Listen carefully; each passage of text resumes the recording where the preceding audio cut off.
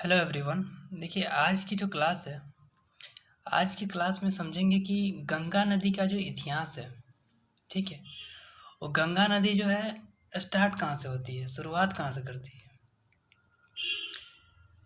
तो देखिए आप लोग को बताना चाहते हैं इससे पहले कि उत्तराखंड जो है, उत्तराखंड एक राज्य है। ठीक है, उत्तराखंड के बद्रीनाथ हिस्सा में एक बद्रीनाथ के स्थान पर, ठीक है,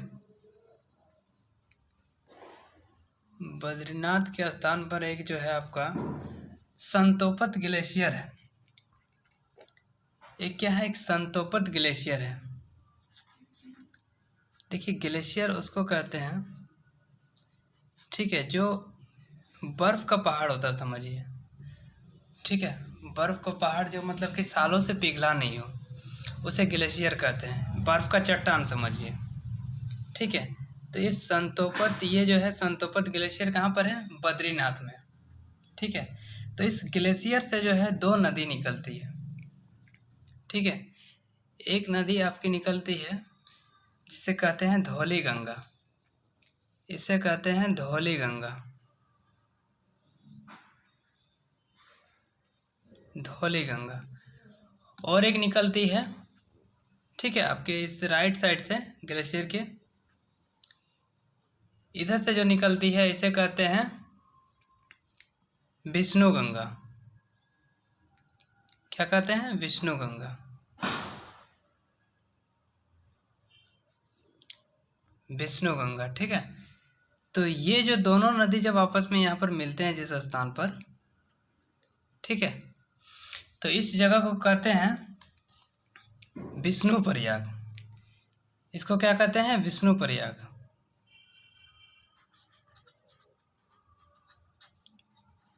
विष्णु प्रयाग। तो देखिए भूगोल में जो है, जब दो नदी आपस में मिलती है, ठीक है, और जब दो नदी आपस में मिलने के बाद आगे बढ़ती है, तो आगे उसी नदी के नाम से बढ़ेगी जिसकी गहराई ज़्यादा होती है।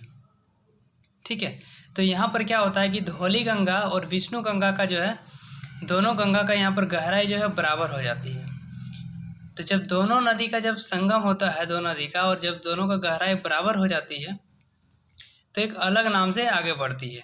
तो यहाँ से जब नदी आगे बढ़ती है, धौली गंगा और विष्णु गंगा मिल के, तो ये आगे कहलाती है अलकनंदा नदी। ये जो है आगे कहलाती है क्या, अलकनंदा। ठीक है, ये अलकनंदा नदी है।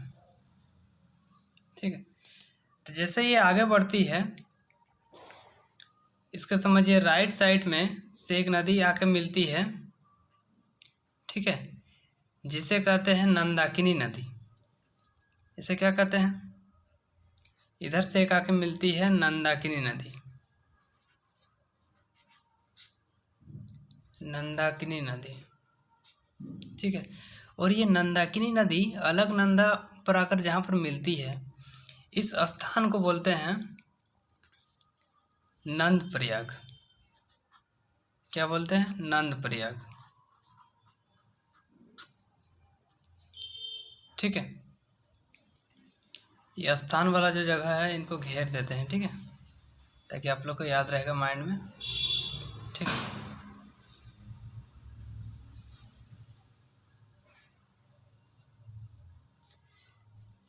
अब अलकनंदा नदी यहाँ से जैसे आगे बढ़ती है इस रूट में, ठीक है, तो आगे बढ़ने के साथ साथ जैसे आगे बढ़ती है तो इसका क्या होता है कि राइट साइड से और एक नदी आती है, इसी साइड से, उत्तराखंड के राइट साइड से और एक नदी आती है जिसका नाम है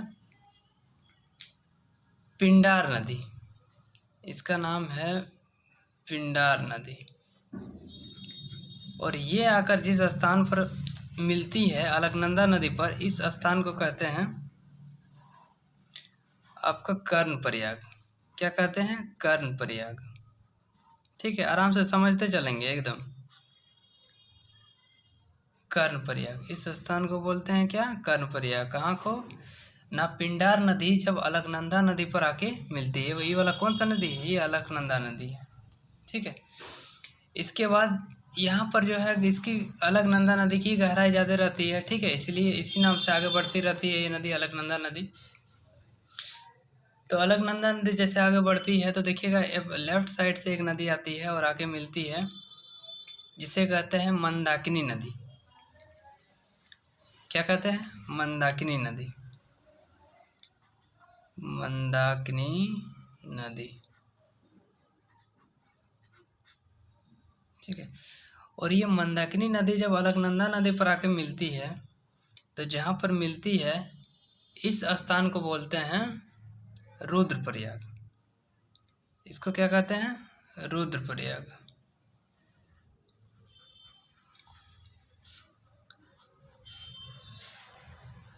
तो देखिए मंदाकिनी नदी आकर जब मिलती है अलकनंदा नदी पर तो यहाँ पर से भी क्या होता है कि अलकनंदा नदी का ही गहराई ज़्यादा होता है, इसीलिए अलकनंदा नाम से ही आगे बढ़ती है फिर से ये नदी। और यहाँ पर जब आगे बढ़ती है तो उत्तराखंड के एक जगह पर है एग्जैक्ट जहाँ पर आप लोग पढ़ते हैं उत्तरकाशी जिला, ठीक है। उत्तरकाशी जिला से उत्तरकाशी जिला के गंगोत्री नामक स्थान पर, गंगोत्री नामक स्थान पर, ठीक है, से निकलती है आपकी गंगोत्री हिमानी से एक नदी निकलती है जिसकी नाम है भागीरथी नदी। कौन सी नदी? ये है भागीरथी नदी।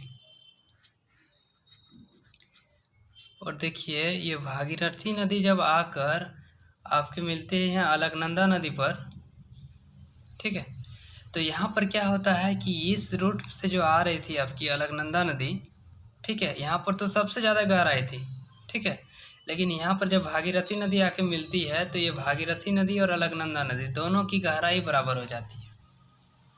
तो मैंने पहले ही कहा कि देखिए जब दो नदी आपस में मिलती है और दोनों की गहराई जो है बराबर हो जाती है तो एक अलग नाम से आगे बढ़ती है, ठीक है। तो इस स्थान को बोलते हैं भागीरथी नदी जब आके अलकनंदा नदी पर मिलती है तो इस स्थान को कहते हैं आपका देवप्रयाग। क्या कहते हैं? देवप्रयाग।